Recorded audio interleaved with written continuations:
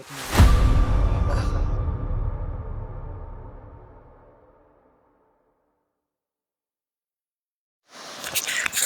na kami nagtan na ang tanghali mga idol.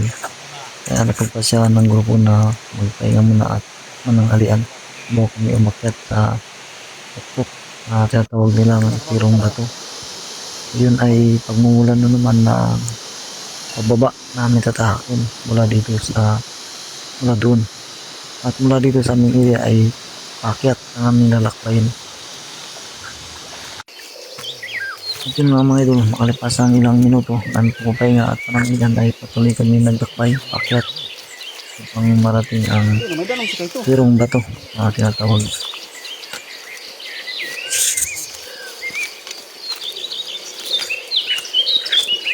Ito nga mga idol ay patuloy ang ating paglalakbay, ngunit iba yung pag-iingat ang ating ginagawa pagkat napakatarik na ating dadaanan. Madulas at maraming bato, ba't ng kahoy ating nilakbangan. Yung pag-iingat ang ating ginagawa.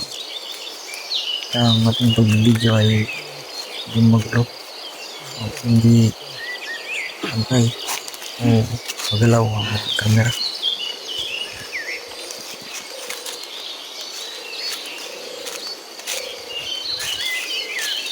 Sapat na ito mga idol ay napag-iwanan tayo ating mga kasama dahil mabagal tayo ng lakad, hindi laban ng na-injury tayo ng maaga pa lang, kaya pinipilit natin makbang hanggang sa marating na natin ang tawag nilang Tirong Bato at nandun lang ay ang ating mga kasama naghihintay. Pilit pa natin kinuha ng camera kahit na parang nakatago.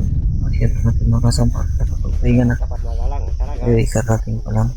So, ang kwento-kwento akay mga idol. Kunting tawanan, picture at bang Rarong lamang ito, ipagbabaya. pahinga ay hindi na namin kaming bababa. So, yun mga idol.